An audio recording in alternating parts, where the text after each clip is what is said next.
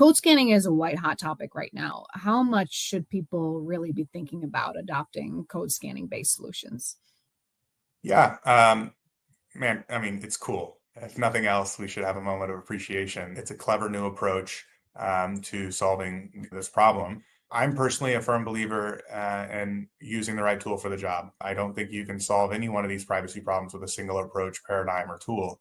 And similarly here, I think code scanning definitely has its place in the context of backend data mapping with a unique tilt to the internal data processing that happens within an organization, less so the third-party SaaS stuff because you don't have access to that code more often than not.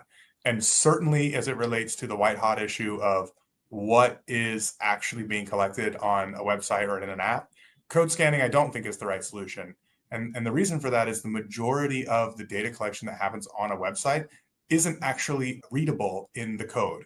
The majority of web data collection happens through script tags being placed on the website and configurations that exist in the context of the third-party SaaS tool that provides the service associated with that script tag.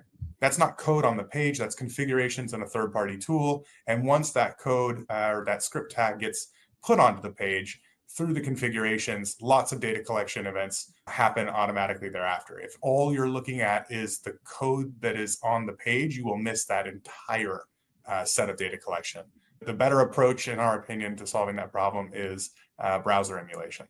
From a marketing standpoint, code scanning sounds cool. Like I it know. sounds very deep and comprehensive. That's the scandal.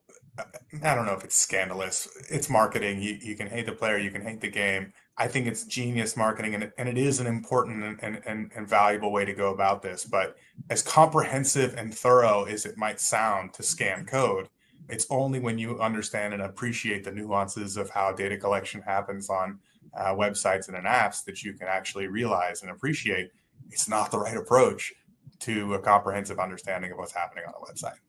Mm-hmm. So what would you ask a vendor, a privacy software vendor, to make sure that they understand this comprehensively? I would actually ask more or less, how do you ensure that you're capturing all of the data that's being collected by my third-party SaaS tools? Um, that would be the first question. And of course, the answer will be something to the effect of, well, we see it all because it's in the code. And I would just do a test, I would say, okay, great.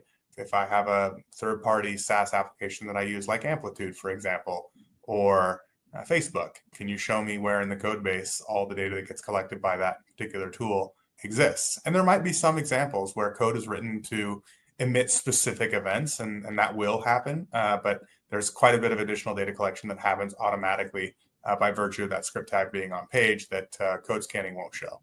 So there's some tests and ways that we can help our customers, and we've done this in the past, set up test harnesses and frameworks to do comparisons with. Happy to make those available to people if they're interested.